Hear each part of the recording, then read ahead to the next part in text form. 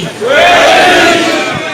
Kitu ambacho tunatakiwa tujue kwamba kuna watu wanatuombea mabaya Msasa, hawataki tupige pesa.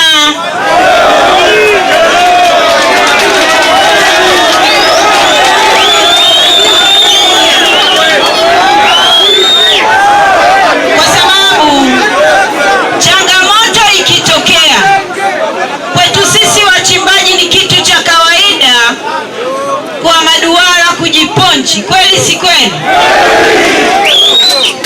Sasa hebu tusaidiane mie na nyie kwamba duara limejiponchi kwa 90% na zaidi, tunaamini kwamba wengi tuko salama, kweli si kweli?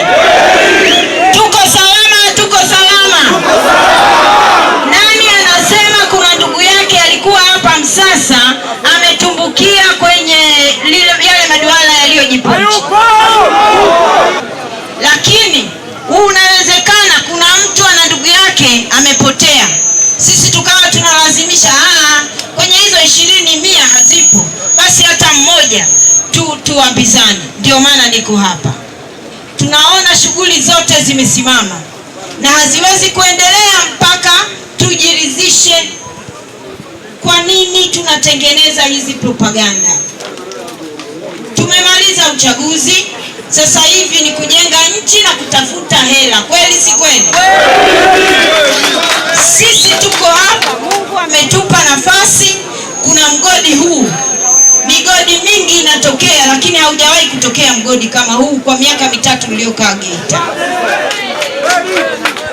Kwa riziki hii ambayo kila mmoja wetu ambaye yuko hapa anaipata, ina maana kwamba ndio utaenda kutengeneza maisha yako. Kuna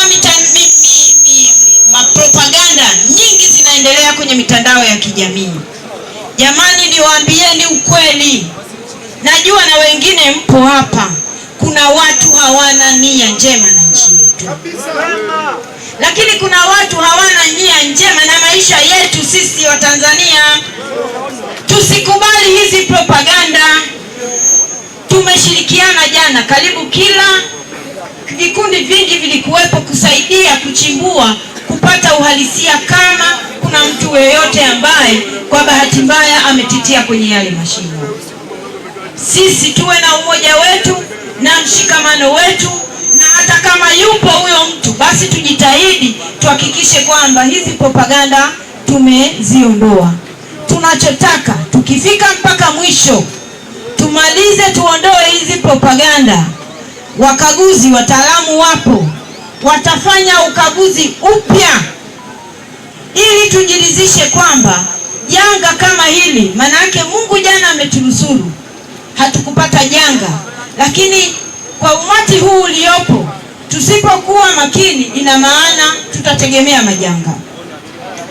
Wengi wenu jana kwa umati huu, kila mmoja wenu walikuwa anataka kuingia fence akaokoe. Hivi tungeokoa au na sisi tungeishia humo ndani?